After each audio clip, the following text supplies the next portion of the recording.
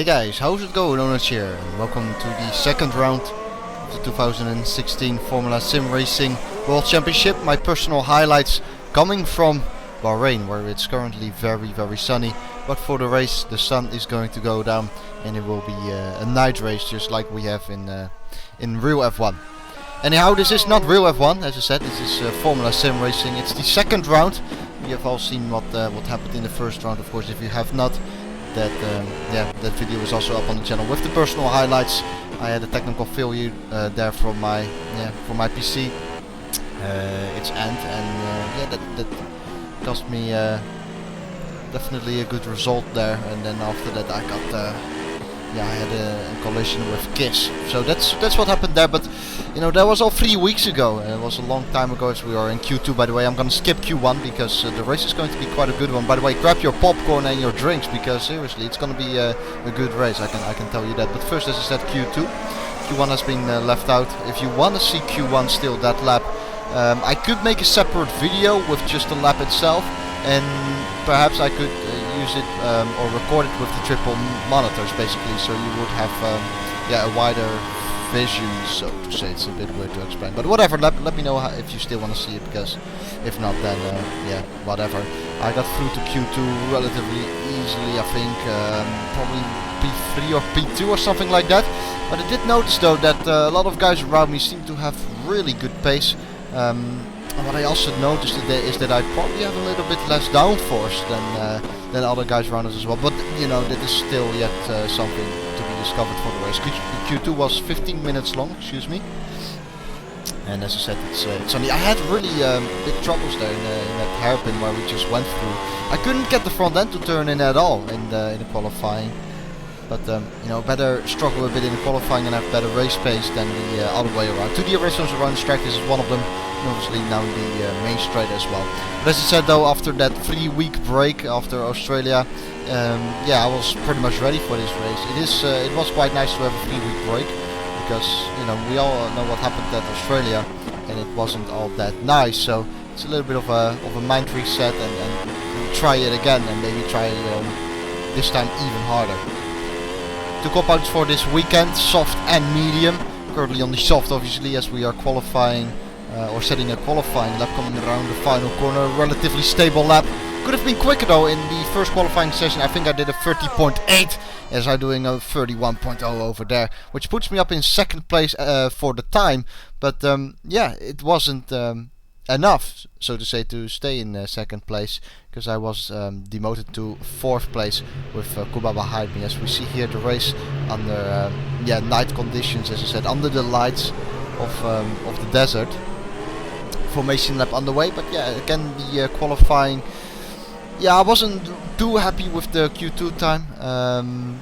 Of course, I said the 30.8 in Q1 and only a 31 in Q2. So that was something not very nice. I was struggling to get a good lap together, but you know, that's sometimes the way it goes. I am still confident though for the race, definitely. Okay, let's have a good one. Try to get on the podium today.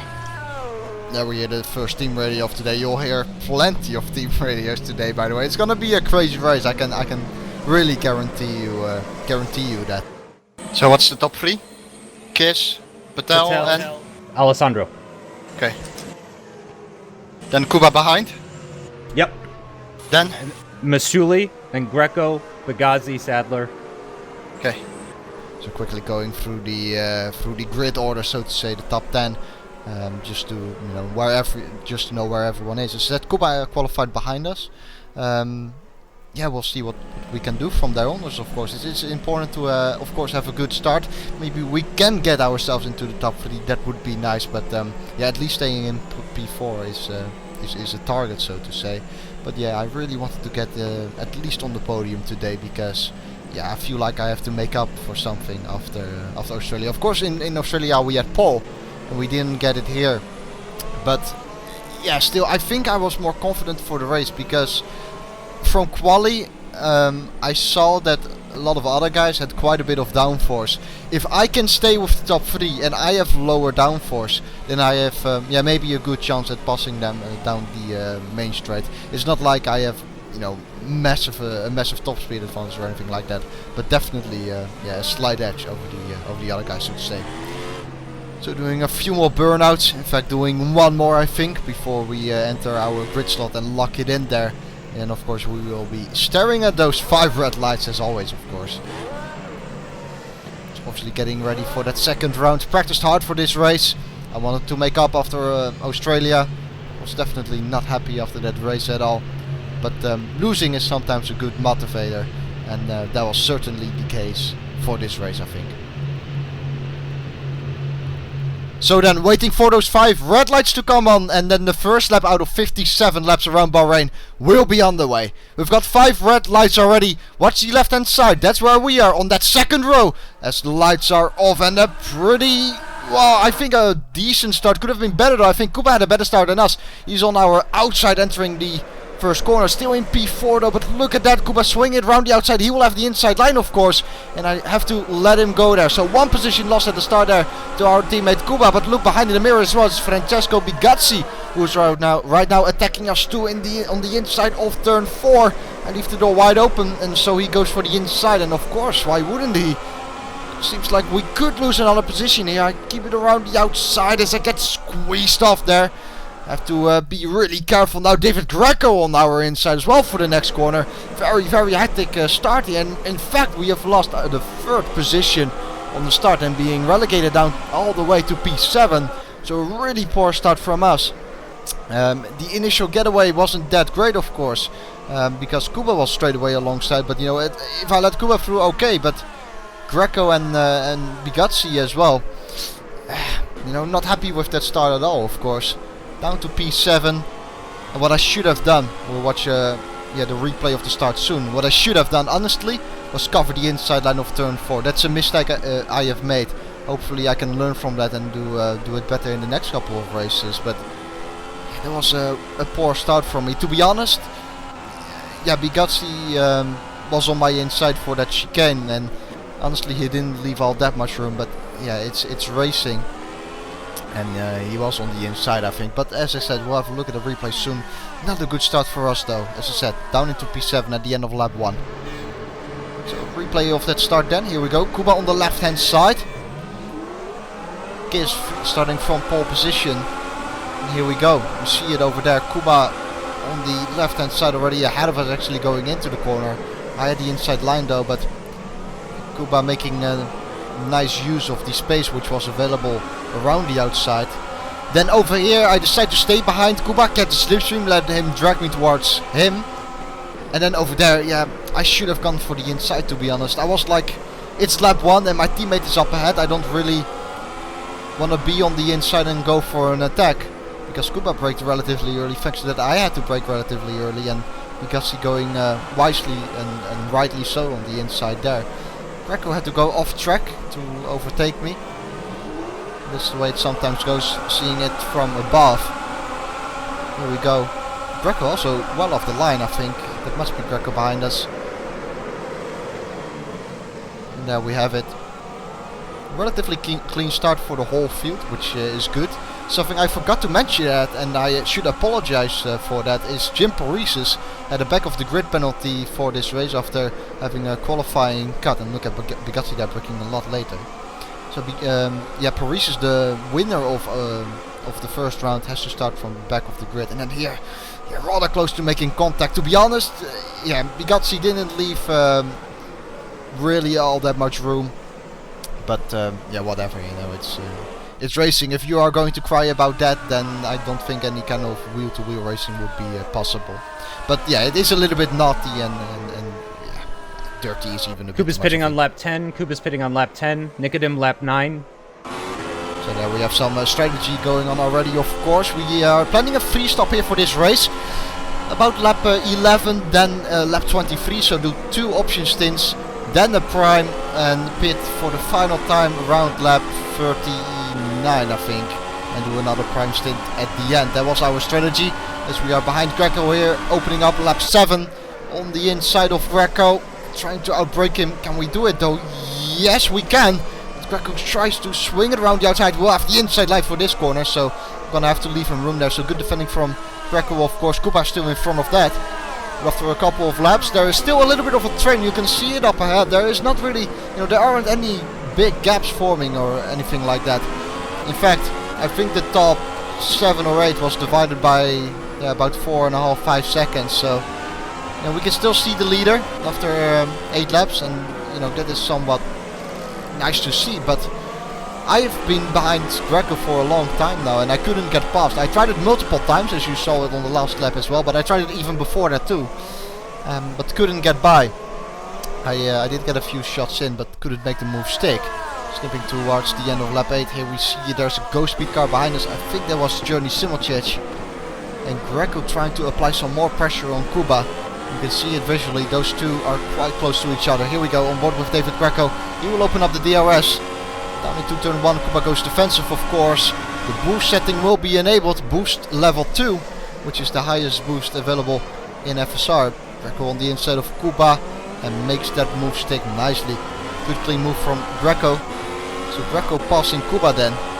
And now I have my teammate in front of me, but not a great start still for us. And it seems like we are just stuck behind these guys. I did feel like I had the pace, but I just couldn't get by. One thing though, which as I said is an advantage for us, is that there aren't any big gaps forming within the top 10, so to say. So we still have our visor on the podium, even though it is tough, because in the first 9 laps I haven't made any progress whatsoever. We started in 4th, I'm still down in 7th. So yeah, it's obviously not going all that well. All 4 tires are better than simulation. Doing great on tire life. Is Kuba holding you up? We can change positions. Mitchie says we can change positions. No, don't do that. Just let Greco carry us towards that back up ahead. So there we go. Mitchie is, by the way, the engineer of Kuba, and just said that Mitchie said or asked whether we wanted to go by, but I'm not that kind of guy who wants my teammate to let me through. I want to fight for it. And on top of that, team radio. Tires look great. This is lap 10. Kuba's pitting. We pit next lap. And on top of that, I think that if Kuba is able to stick with Greco, there's a little bit of a gap in between Greco and the car ahead of him. So if we could Greco just carry us towards Greco carry us towards that train up ahead. You can even see the leader, I think, exiting turn 1. So if Greco just connects to that train, so to say, then we will be connected as well. And that's why I don't see a reason to change positions as well. We're in a good position, I think. Kuba didn't pit. Do you still want to pit this lap? This is 11. We could, yes, but we could also go longer. It's up to you. As Kuba goes for an attack on Greco in front. You can see it over there. So Kuba can try to attack, but cannot make a move stick. It could maybe happen in turn 4 though. Greco going defensive for turn 4. Be aware that I am right behind it, of course, trying to capitalize on a mistake if any of those two guys make one. Bit of contact perhaps being made there between Greco and Kuba. And Greco keeps that position, so Greco really fighting hard. I noticed that myself too in the first couple of laps. Greco, as we have a bit of an oversteer moment there, Greco did not want to give up on his position easily. And fought for it very hard, and why wouldn't he do so? But it does need to be within the lines, of course, that's for sure. So when are we going to pit? If Kuba pits, I will. If he doesn't, I won't. Copy. Wait, other way around. If Kuba pits, I won't. If he does, I will. Or if he does not, I will. Fuck me. Do the opposite. Got it. Yeah, very hard sometimes to talk while racing if English isn't your mother tongue. But whatever. Justin got the message. The message came across. But I expected Kuba to pit previous lap because that was the plan, I think, as well. But he stayed out. So what are we going to do now? Are we going in the same lap as Kuba? Could be. Or are we staying out a little bit longer? By the way, in FSR I don't think that there is one pit box, so to say, for 2 cars. So yeah, if Kuba pits, we could pit as well without losing too much time. It does look like Kuba is going to pit, and actually a whole train of cars is going into the pit lane. We decide to stay out though, so 12 laps into this race. I am able to make 12 laps work, which I thought I would never ever be able to do in the race simulations, but in that train, I didn't use a lot of tire wear at all, or tire life at all. So thanks to that, I am able now to make a 12 stint, lap stint work on the first set here of the option tires. So maybe that gives us a little bit of an advantage in the next stint, because I do feel like we have to do something else, because I couldn't get past either Greco or Kuba. Lap 12, box this lap. Use boost 2 on the DRS straight and the penultimate straight. We need to come out ahead of cars. It's going to be very close. We might be able to jump Greco. Push, push, push. I'm pushing, no worry. as we have some radio there, just saying push, push, push. I sometimes get inspired by Alonso, his team radio. You may notice that Alonso also said something like, I'm pushing, don't worry. So that's why I said it there too. But of course you could hear it just in his voice. This is an important lap, but do I have the tires? Not really. You could see me there just not being able to really swing it into the corner as much as I would like. Not having the grip, but what else do you expect? These tires have gone for 12 laps already and they are quite old. You can see that just picking up so much understeer. Right now behind us, by the way, is Manusakis, which is teammate of Paris's, and behind that is Paris's. So Paris is currently in third after starting from the back of the grid with prime tires. You can even see Paris in the mirror, so Paris is doing an awesome job at the moment.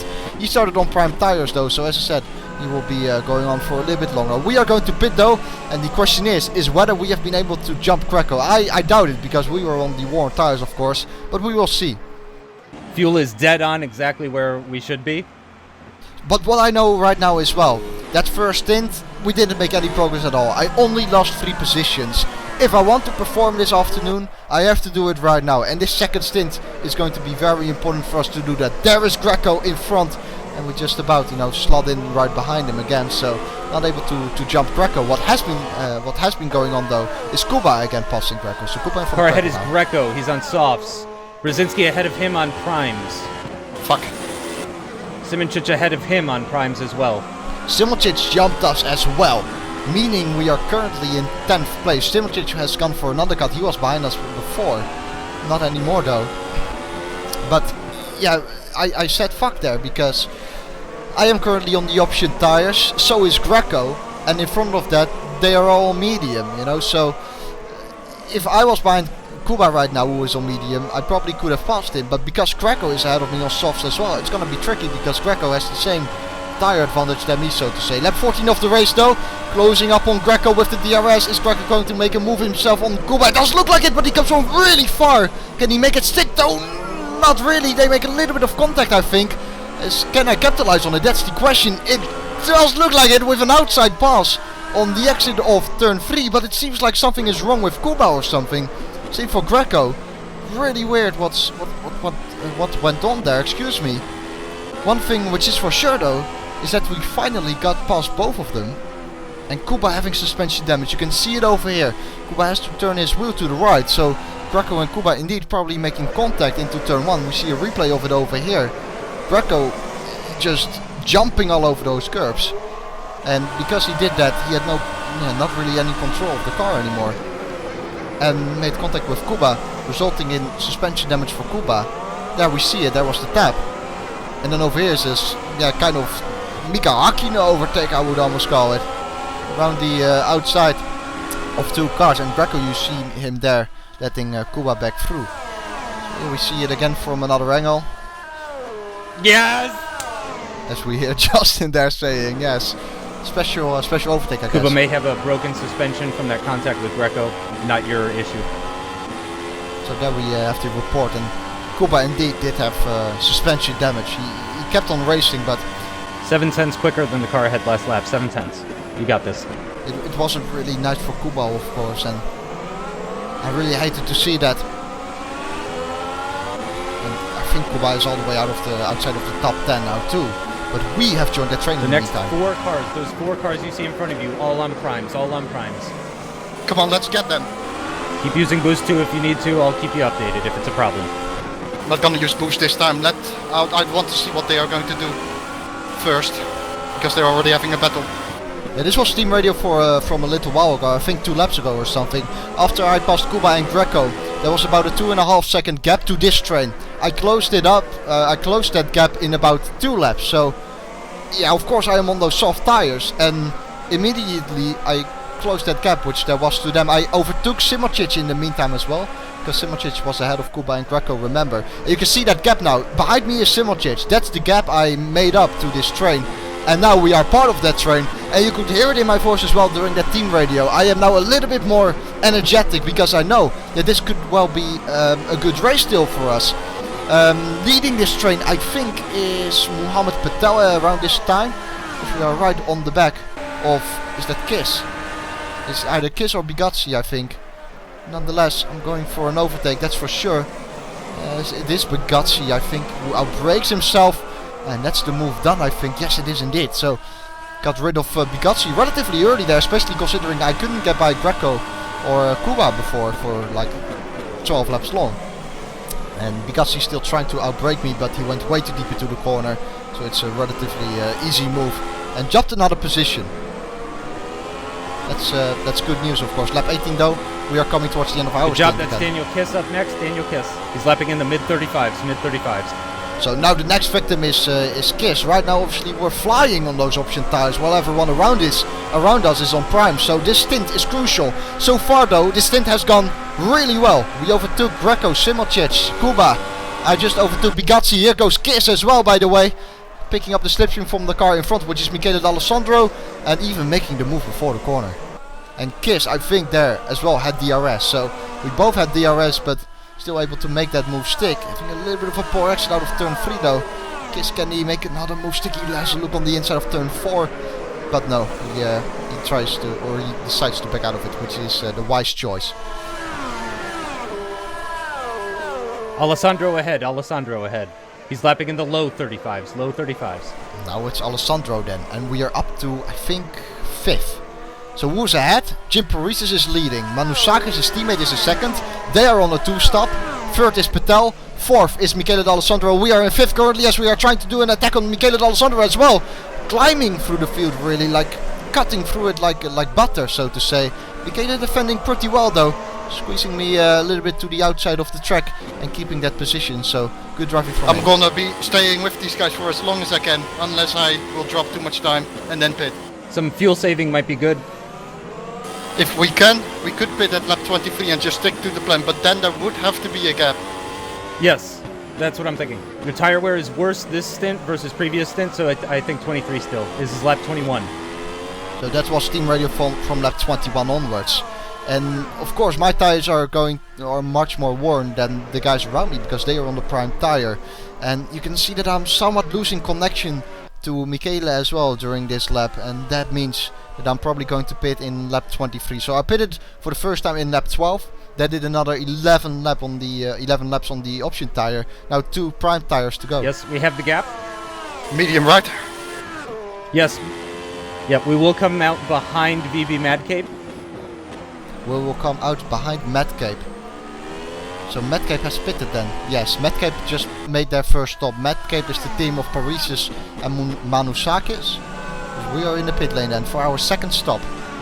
You heard Justin saying as well that I should do some fuel saving because we were right now not on target. I used a little bit of boost, of course, trying to get by those guys in that second stint. We have had a good second stint though, and it puts us up right again at the top of the field. Okay. The cars ahead are VB Madcape. George Manusakis is next, then Jim Paresis. They have one more stop to make for the option tires, we think. One more stop for them. Great call, Justin. Yeah, great call. I think that was the right call to pit in lap 23. Save some fuel though. I think you can catch up to him slowly without... I'm not using boost. So there we go, I'm not using boost, I'm trying to save some fuel at this time. Manusakis then on the right hand side, he has just pitted. And the guys who have pitted as well, Mohamed Patel and Michele D'Alessandro, they just rejoined in front of me. So I was behind them before, of course, and I am still behind them, even though I went for a slight undercut, so to say. Mohamed is, I think, straight away attacking Manusakis. They are indeed, as they make a little bit of contact, and in fact Manusakis spins. So that is another, easily gained place for me. Up into P6 it says at the top. There are still some guys to pit. One of them is of course Paresis, but I have to say, this time I was impressed with the performance of Paresis. He's on primes. Michele ahead, he's on primes, as was just said there. We are all now on primes. If you think you can get him, go ahead and use boost 2 to try and overtake. No, let's wait first. He has DRS 2. So right now I'm a little bit more conservative. In the distance, all the way on the horizon, is Paresis. He is on the 2-stop, as said before. This is Michele D'Alessandro attacking Mohamed Patel as he goes for the inside of turn 1, probably even making the move before. Yeah, he already makes the move even before the first turn. And there we go. So still in 4th place right now, and this is actually, I think, a net 4th. Of course, Paresis is yet to pit though, but he is on the 2-stop. We'll see how that pans out as we are closing the gap to Paresis, as you see on the end, at the end of lap 30. Great job on the fuel management. We're looking much better. We're still about 1 liter less than the simulation, but we were at 2 liters less. Okay, so we saved some fuel in the meantime, which is good. And at the same time we have sticked with this little train of Michele D'Alessandro and Patel. Soon Parisas is going to be leader of this train, as we have called him since he is on the 2-stop, as I have said multiple times before. Still 26 laps to go, looking quite good. Of course, you know, I'm taking full advantage now of that good second stint I have, moving up through the field a little bit. Of course, with incidents happening around me too, definitely helping me there. So Patel now in front, Michele in front. You think Alessandro might be giving DRS to Patel on purpose? I don't know, and I don't care. I have to deal with it. But I do feel like I'm quicker, which is good. Yeah, there we go. I couldn't get by Patel at this stage. Firstly, I wasn't that keen on getting by. You heard me as well saying a couple of laps ago, let's wait first. I first wanted to see what these two guys were going to do before I make my move. So I'm a little bit more conservative, which I have to be, because I have to save fuel at the same time while trying to stick with them. So it was relatively hard as we see D'Alessandro spinning. Alessandro spinning, and there we see another mistake where we take advantage from. Michele spun. Time to attack. There we go, time to attack. This was exactly one of those moments I was waiting for. And now, Mohammed ahead will not get DRS anymore. We will have DRS though, and can we straight away attack? The answer seems to be yes, because we opened up the slipstream, using up our boost of course as well. Either fence the inside line, we're gonna have to do it around the outside, or even making the movement for the corner. We make the movement for the corner indeed. Just trying to somewhat squeeze him on the braking, so he doesn't make a move back on the inside. And that is second place. Second place, and remember, about 20 laps ago we were still in 10th, so of course that is relatively good. Here we see a replay, Michele spinning there. You heard Justin saying on the replay, maybe Michele is giving Patel DRS on purpose to defend from me, but you know, whatever the situation is, I have to deal with it. And yeah, that's the way it is, I think. Here we go. Try, you know, you see me just trying to squeeze him a little bit on the braking. Of course, keep it within the rules, which it was. But yeah, just to make sure that he doesn't launch it up my inside again. And now we have just 25 laps to go. Paris is leading, but we have closed that gap as we are in lap 35 now. That's the lead in front of you, that's the lead. Parisas is on older tires right now, but he's stopping for softs at the end. We could pit earlier, stat 38 I think. Jerome is thinking about pitting early on lap 38, what do you think? It'll give us track position for sure, but Parisas is going to be on the options at the end. Let us work it out. Yeah, you heard me saying before about Michi, which was Kuba's engineer, but at this time, as we try to make a move on Parisas, can we do that? Not yet, I think. Parisas defends the inside, although having said that, round the outside will be the inside line for the next corner. A little squirt of throttle in between the corners, and I think I can make the move stick. Yes, I can. Parisas still trying to have a look on the inside over here, but he won't be able to attack. There we go. Using a little bit of boost too, I think there I was, to make sure that I got ahead. But you heard Justin there talking to Michi. You know, what should we do? I wanted to go a little bit earlier, lap 38 or 39 or so, but there were a lot of people, I think 3 people right now, who were engineering me, trying to make that call work, the strategic call of doing one more stop now, because the next stop is going to be so crucial. Parisas is behind, he will be running on option in the final stint too. This is Michi. I wouldn't do so. Lap 39 would be the maximum in my eyes. Yeah, that's what I was thinking as well. It's up to Tyrone. So Justin? Lap 39 is the earliest we want to do it. Lap 39, this is the end of lap 35. If you can fuel save while keeping him behind, do so. Now I would maybe stick to 40 again. His front left is very worn though. Low 40s on the front left. Holy moly. Justin to me? As long as you're faster, I say stay out. Yeah, 43 front left. Okay, we're at 43 front left. I've told Onage to stay out for as long as he's faster. I'm trying to push because I know it's so important these laps. Boxing this lap. We need to cover an undercut from Patel and Bigazzi, so pit this lap, pit this lap. Yeah, and these tires are completely gone too.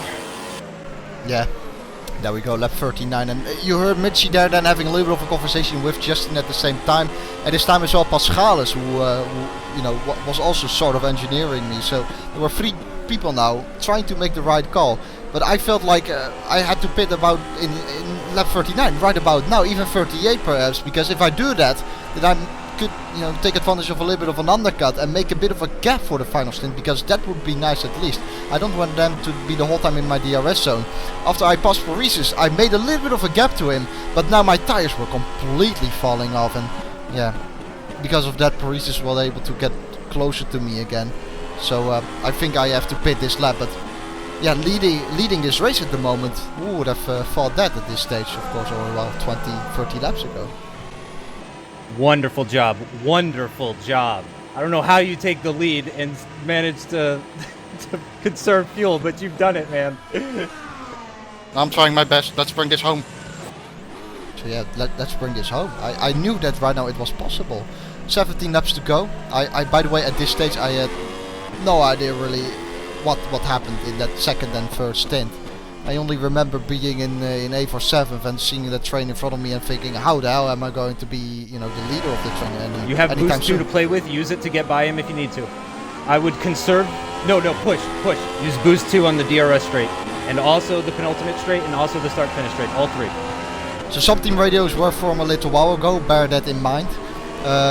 Here we go on George Manusakis. Jim Paresis is his teammate, of course. He spun before. He is still on the 2-stop, and we go on the inside of him over here. Justin told me to use boost down this straight, so I did that. And probably this is an important lap. This was my out lap, and presumably Patel and Bigazzi will be pitting this lap too. And that's why I had to push, because now maybe I have a little bit of a gap to them. We'll see where they feed out. There they are on the left hand side. That is in fact, I think, Patel. Or Bigazzi, who is it? I think it's Patel, in fact. Is it? Here we go. It is Patel. So Patel, look at the gap. Look at that gap. Greco behind Patel. That gap suddenly being a lot bigger than it was before. Remember, he was behind me. Patel's on primes. On prime? I thought they were going to do option. That's Matt Kate. Paresis will come out on primes. Okay, that's good. Yeah, I thought they were going to do another option stint. Also Patel and Bigazzi. But apparently not. Come on. Okay, boost 2 only on the main straight now. So I got a lot of hope from that, because I really thought I would have 3 guys behind me who were going to be on the option tire for the final stint and chasing me down while I was on the prime tire. Lap 43 of the race. This is the order. We're still leading. Michele D'Alessandro is in 2nd, Patel is in 3rd, and Jim Paresis is in 4th. But Paresis, of course, being on the 2-stop, is now on the option tire, so it's still not done. Paresis is stuck behind Patel and Bigazzi, however. So Is Patel 2nd? Yes, Patel is 2nd. Bigazzi 3rd. Paresis 4th. We want to look after the tires. Fuel is not so much an issue, but we do want to look after the tires. So there's a lot of team radio going on right now, and trust me, while editing this video, it was pretty insane to hear all the guys, you know, talking. It was really like, yeah, I don't know, a busy office. It almost sounded like. I'm trying everything I can. I don't want to jinx it, but I'm feeling pretty good. Yeah, you need to win this. Focus on tire conservation. You can use boost 2 on both straights from here to the end. Gap is 5.7 still. 5.7, doing awesome. Lap 53. Gap is 5.7 still. Final lap. Bring it home. Bring it home. A little bit of a summary of what you know the radios were in the last couple of laps. You heard Mitchie saying that you have to win, and yeah, just to clarify, I can only hear Justin when I'm racing, so I couldn't hear any of those guys. But yeah, there was so much talking going on, and yeah, a lot of people trying to make this final stint work as best as we could. But it's the final lap, and it seems like we are going to bring this one home. So it's quite a remarkable race, I have to say, and a lot of things went really right for us. I have to say, perhaps we were a little bit unlucky in Australia, but this race we were definitely lucky. And I think if you are unlucky, then it's really hard to win a race. But there we go. It does seem like we're going to do it. In the last couple of laps, it was the whole time like, the gap is 5.7. The gap is 5.7. Okay, it's 6 seconds. No, it's back to 5.7. So the gap stayed there consistently. But I really did not feel safe at all, because I knew that Paresis was on the option tire as well. But somehow we have done it, and that gap stayed 5.7 as well until the final 2 laps, where I really took it easy, tried to save the tires, of course. Oh wow. Yes! Whoa. So yeah, you know, this is of course insane. I did not expect to win this at all, and here we are, going to cross the line in first place. Yes! Yes! Fuck, that was hard. Whoa! Thank you, man. Yes. Oh, my Oh God. wow! How is possible? I don't know. I don't know. I can't answer that question. How is possible? How? We were down at like 7th for so long or something. Oh, thank you, man. Fantastic. Wow. Yes. Nice, nice. Congrats, congrats, guys. Yes, thank you, thank you, thank you. Massive thank you to Peter as well, to the whole team, but especially to you, Justin. Holy shit! Yeah, you heard Pagales saying congrats, congrats. He was obviously a guy who helped as well with that final pit stop call. Of course, Kuba was down in 14th place or so at this time, so Mitchie didn't have a lot to do, I think, and thanks to that he could also help Justin in engineering me. And boy, you know, did they make the right calls? I mean, pitting on lap, what was it? I think we went to 39. I said in like lap 34 that probably would have been smart to pit at 39, but then Michi was again saying to Justin, maximum would be lap 40, from there onwards we should be pitting. So yeah, there was of course a lot of talks, but I did not notice that at the time, and when I heard the team radios back, I was like, really? Did that many guys try to make the right call? But it was the right call in the end, and I still don't know how I firstly, you know, was ending up with about a 4-5 second gap to Patel after I did that undercut.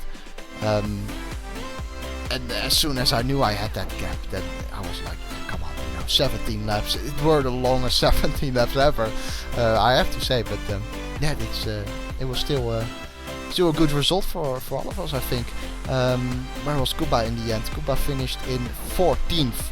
And I have to say huge props and respect to Kuba for driving with a broken suspension for, what was it, like 45 laps of the race, 44? Because that is insane. Insane commitment from him. He had to point his wheel to the right down every single straight to keep his car going straight, basically. So definitely a shout out to him. This time Kuba is unlucky. And I really hate to see that, but hopefully we can do better next time. We are, by the way, leading the Constructors' Championship, magically. Paresis is still leading the Drivers' Championship, and obviously a shout out to Paresis as well. He did a 2-stop, but executed it perfectly. He ended up being in 4th, and at the end of the race, maybe he wasn't that strong on the options as some of us would think. But remember as well, he had to do 17 laps on the options, which is not an easy task as well. And Bigazzi in 2nd, Patel 3rd. There we can see the rest of the field, of course. And the gap to Bigazzi at the end being 3 seconds. Of course, bringing that gap down after it was 5.7 the whole time. But yeah, my tires were definitely going off at the end, and I had to save them a little bit. So that is the race pretty much. And yeah, indeed, I think it was a nice race. Definitely a good recover after what happened in Australia, but in 1 week time already we have got Catalonia, so I better get prepared for that one. And after the race, you heard me saying on the team radio there as well, you know, thanks to the team and to Justin, but also thanks to Peter. And Peter is the team boss, the team principal of Origin, and he helped me a lot after Australia. Because yeah, I was quite down after Australia, but of course you have to fight back, and I think that's what we have done today. After that start, it wasn't all that easy, but luckily we were still able to do it with a good second stint that was crucial to get by a lot of people, and definitely the lower downforce helped there. But I think that's pretty much it for me.